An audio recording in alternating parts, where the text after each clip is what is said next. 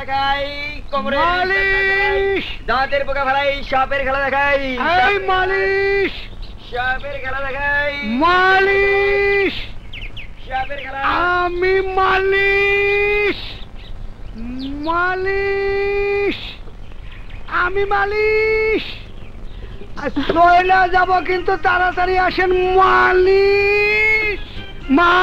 এই তুই মালিশ করি বাজারে, লঞ্চে, স্টিমারে, রেলগাড়িতে, তুই দৈনিক আমার ঘরের কাছে এসে মালিশ মালিশ করস কেন? আরে শোনো, এটা বইসা নেই,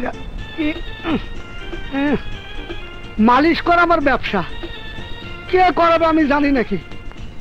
আমি মালিশ মালিশ করি, যার ইচ্ছা করাবে, যার ইচ্ছা নেই সে করাবে না।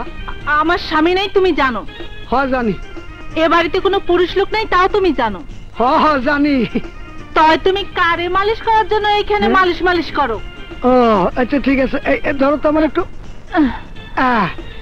তোমার ঘরের সামনে এসে ডাক দেই, ডাকতে ডাকতে যদি একদিন তোমার ইচ্ছা হয় তাহলে তুমি মালিশ করাইতেও তো পারো। আমি মাইয়া মানুষ হয়ে তোমার দিয়ে মালিশ করামো?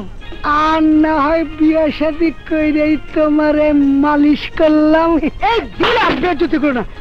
মালিশ মালিশ মালিশ কিন্তু চলে যাইতেছে, এই মালিশ জায়গা কিন্তু মালিশ, মালিশ ভুড়ি মালিশ। মিয়া ভাই ভুড়িটা মালিশ করবেন নাকি? ভিতরে আয়। আচ্ছা আচ্ছা, এই যে ঢুকে গেলাম, মধুর তেল দিয়ে মালিশ করাম। হ্যাঁ মিয়া ভাই নিচের থেকে শুরু করবো নাকি? হ্যাঁ আচ্ছা আচ্ছা, হ্যাঁ মিয়া ভাই রেডি হন। মিয়া ভাই মালিশ শুরু করে দেই, 2 মিনিটের মধ্যে ঘুমাইসা যাবেন। তুই বয় আগে, তোর সাথে আমার কথা আছে। কি কথা? তুই কাল যে আমারে মালিশ কইরা ঘুম পাড়াইয়া ক্যাশ থেকে যেন আবার 2000 টাকা নিয়ে গেছো, ওই টাকাটা বাইর কর আগে। কি কোন আপনি? আরে কি কইন মানে হালার হো, তোমার জন্য লোক ফিটিং করে রাখছি। ওই মিলুয়ার সালামারে ডাকে লই আয়। মিয়া ভাই আমি ছোট মানুষ, মালিশ কইরা পেট চালাই, আমি চুরি করি না, আমার উপর অন্যায় করিস না। ওইটা আমি বুঝবো না। এই যে শালারে ধরছি, এই যে রশি নাও, শালারে বাইন দিয়া দোকানের সামনে ফালাই রাখো। কি করেন আপনারা? কিন্তু অন্যায় করতেছেন আমার উপর, আমার মাইরেন না, আমি আমি খুব নিরীহ লোক। শালার পো শালা, নিরীহ লোক? তুই মানিক মহল্লার লোক না? ও বুঝছি, তোমরা তো খান সাহেবের লোক। মানিকের জন্য তো, ওর জন্য আমি জীবন দিয়ে দেবো। কেতাবালি ভাই না? তোর মানিক কই? আয় মানিক কই? তোর মানিক আয় না তো? আইবো, তোর আব্বু আইবো।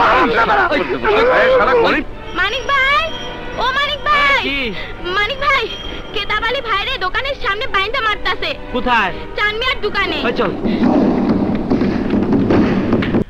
হায় রে আমার পাকিস্তান, পাক সার জমিন শাদবাদ, তারপর যেন কি ঈশ্বরে হাসিন সাদবাদ। আহা, ওটা শুনলে মনে হয় আমি এখন ইসলামাবাদে ঘুরে বেড়াচ্ছি। বেয়াদবি মাফ করিবেন অন্নদাতা, জন্মগত মানে কোন পাঞ্জাবি খান কিংবা পাঠান আপনার পিতা ছিলেন। তুমি কি আমাকে কথা বলে লজ্জা দিতে চাচ্ছ? আরে বিশ্ব বেহার বা লজ্জা কিসের? একটা কথা মনে রেখো, পিতা না হলেও পিতৃতুল্য। 1948 সালে আমার জন্ম হয়েছে, তখন এ দেশ পাকিস্তান ছিল। সেই হিসাবে জন্মগত সূত্রে আমি একজন পাকিস্তানি। আমি মনে করি এখনো আমি পাকিস্তানি আছি। পাকিস্তান। আস্তে আস্তে, বাহিরে লোকজন আছে শুনিবে। আপনার ব্যাখ্যাটি অতীব সুন্দর। সাধু সাধু।